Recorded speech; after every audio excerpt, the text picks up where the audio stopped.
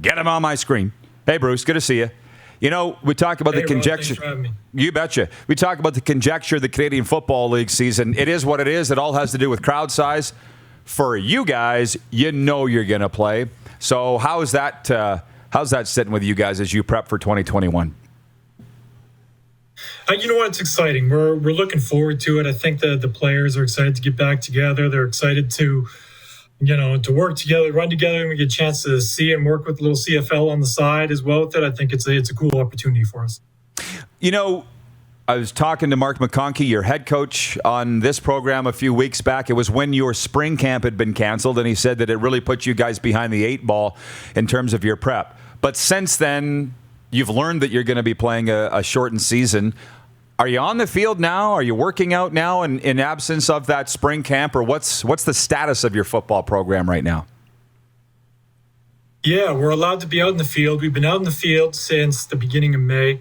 Been working in smaller groups, but just recently we've been allowed to work as a whole group together. So we've got 50, 60 guys running out in the field all at once.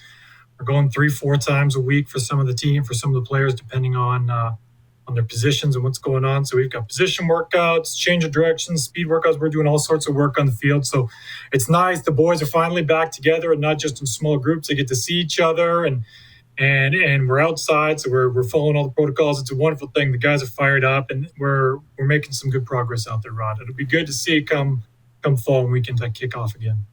Bruce, John Lynch here. Your linebackers there, you got some couple of guys there I really like. One of them is Josh White. I think he's a top-notch linebacker. Would you agree? Yeah. Hey, Josh is a great kid. Not only good football player, good student, but great kid. And also, I just got to go back a little bit, Lynch. I apologize, but I think that you're off on your Tampa Bay pick for the Super Bowl. It'll be Baltimore this year for sure. I got to go back and tell you that.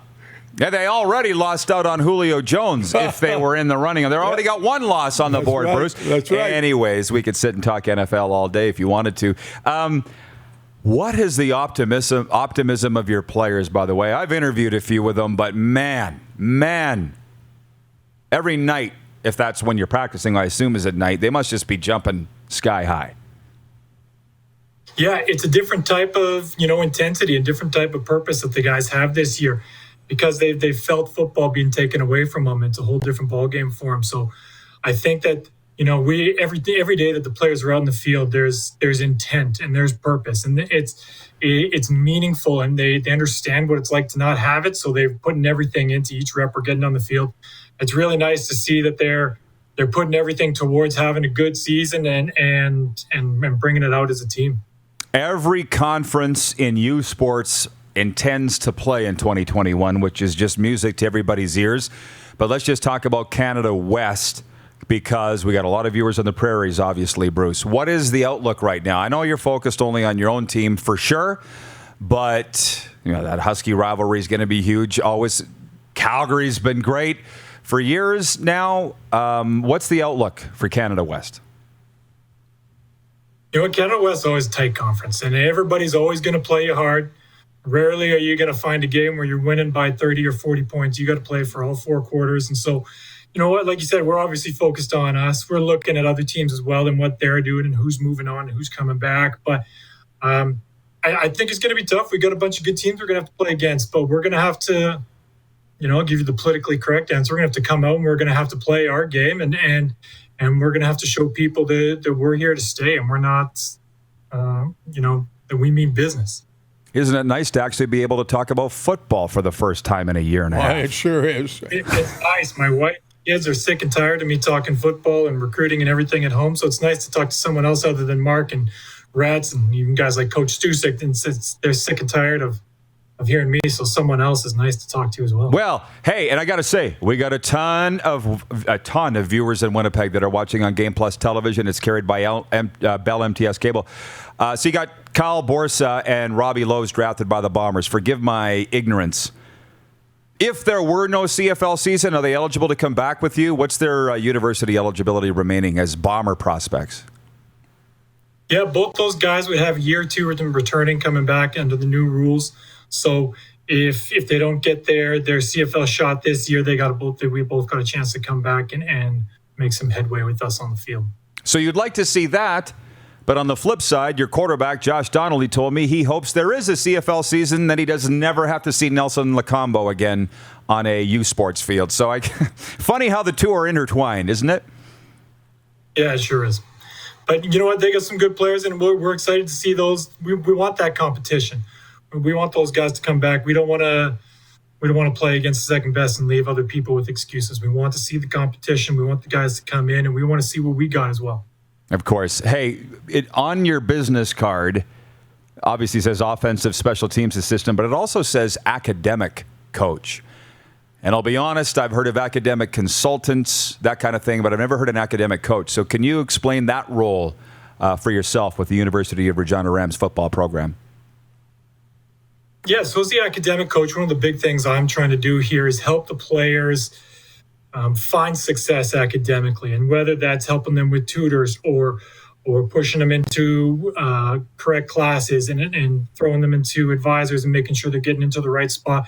We're just trying to make sure that these players can help themselves find success academically, because that's what it is in the long run. We don't want to just hand them the keys. We want to show them how to do it, and we want to make sure that they can do it on their own, because it's not going to be handed to them for the rest of their life. So we'll give them tips on how to do it and show them how they can take care of their business on their own. And our guys had a great year. We finished with 31 or 32 academic All-Canadians this year, which is a school record for us. So we had a lot of success. Even through the pandemic and through online classes, our players found a way to succeed. And it was just a good foundation that's laid down by Coach McConkey. Like Mark started this program up with our study hall program for the players a few years back. And so we've just continued it through the pandemic. And the guys have really turned out, and they've bought in, and they found the success, and they've continued to use it even offline and online through all their classes. So it's been really good. It'll be nice when we can get to do it in person, and we can actually have in-person study hall sessions with the fellows, and they can all be there together and bounce ideas back and forth on their classes. But really, as an academic coach, I'm just trying to help put the players in the best place for them to succeed academically. Coach Anderson, I appreciate the time. Do you want to talk about the Rams 50-50 lottery, or shall I? That really quick. Yeah, you go ahead. Go ahead. We're really excited about it. We got our 50-50 coming up here. The draw is next Friday. So ideally, we get everyone to get the tickets as quick as they can. If they've already gotten them, get some more. But you find them at reginarams5050.com. All the money from the 50-50 goes towards our Players Scholarship Fund. And so the scholarships obviously are helping paying for kids who might not have gotten that opportunity to go to school before. And really, turn their life around and for the better, get themselves university education and continue on and learn new things and meet new people. So the 50-50 is really a big thing for us. We're excited about it. We ran it in the fall with a ton of success. We're hoping again for another strong 50-50 shot here. And again, tickets are 1 for $5, 3 for $10, 12 for $20, and 50 for $50. And again, the pot's at about $20,000 as of this morning. It was about $19,500 coming up on $20,000 with another week to go. So if we can push it to 30-40 here in the next week, it'll be hopefully one happy Saskatchewan's customer here.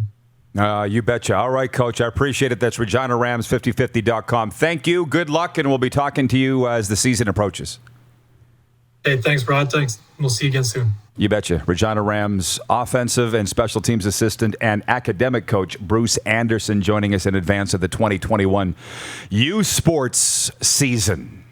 You're watching Rod Pedersen On Demand.